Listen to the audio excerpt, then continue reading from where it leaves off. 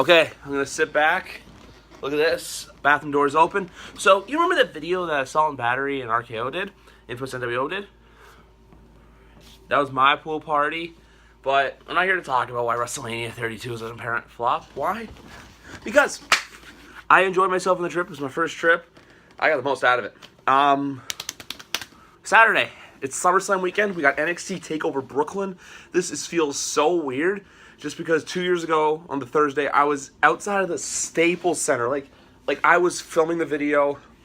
Staples Center in the background. Predicting the show. Last year on Thursday, one more day of work, and then I was hopping on a flight to New York City for SummerSlam. This year, I'll be sitting right here at home watching SummerSlam. It's gonna feel a little weird, but hey, streak had to come to an end sometime. Never really prepared not to go somewhere, but then again, what can you do, right? So, with everything being said, I'm going to be predicting NXT Takeover Brooklyn 2. I don't like the logo at all, believe me. I don't have high expectations for this show just because of how good last year's was. The ladder match was good. Liger vs. Breeze, like I said, was a disappointment. Cruz Dillinger was alright. Corbin vs. Joe Barry, I thought it was going to be. But that fucking women's match it left me I get goosebumps every time I think about it, because what those two women did was so special. And me hugging Matt Lorenzo, I never thought I would get so much emotion and be so invested into a women's match in my life, but I am now, and I'm a huge supporter of women's wrestling.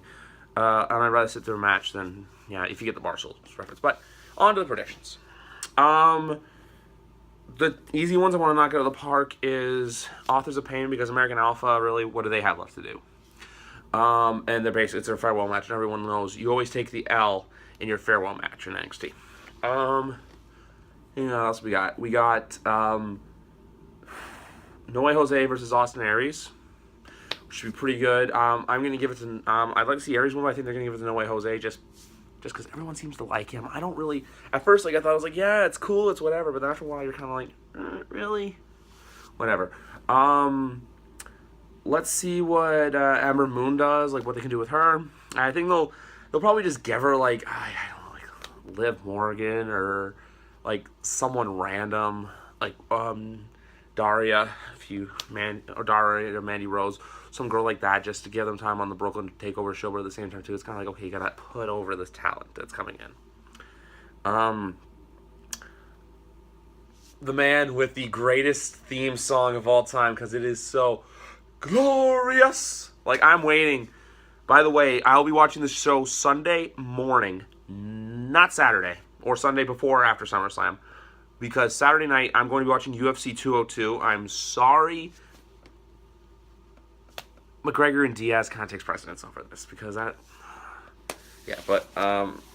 just an FYI. But I'm picking Bobby Roode. Why? Because Bobby Roode has the best theme song right now in WWE. He is glorious, and I'm not really a big fan of Andreas Cien's, Almas's, whatever you want to call his name's gimmick.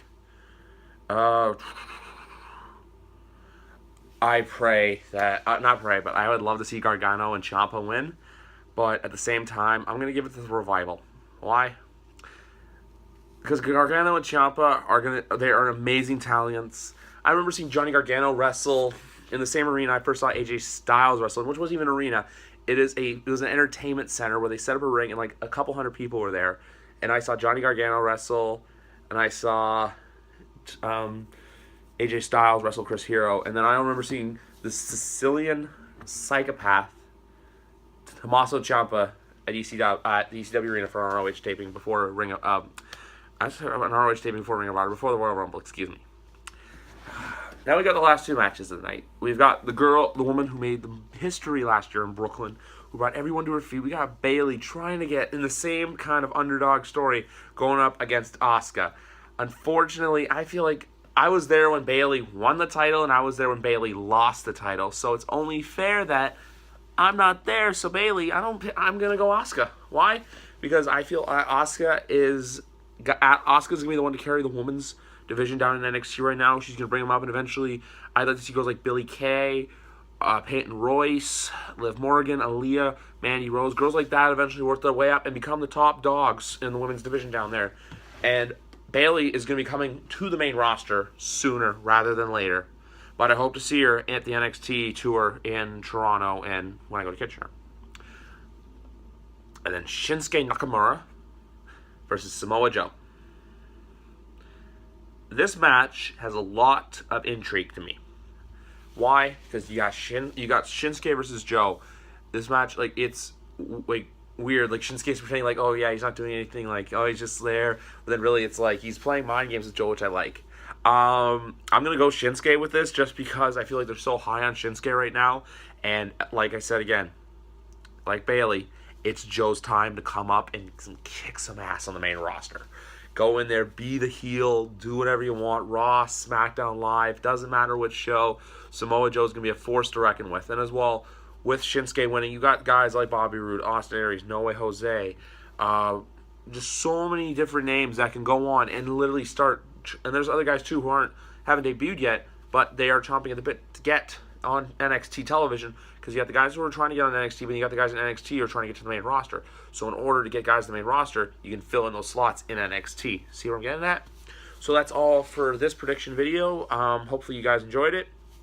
Hey, if you want more like this, subscribe to me. I can be quite interesting. Just ask anyone. But that's all for now. I'll see you guys. If I do have time, I'm going to be making a SummerSlam prediction video because it's my first prediction video in a long-ass time. But if I have the time, I will do it. But if not, be sure for reactions.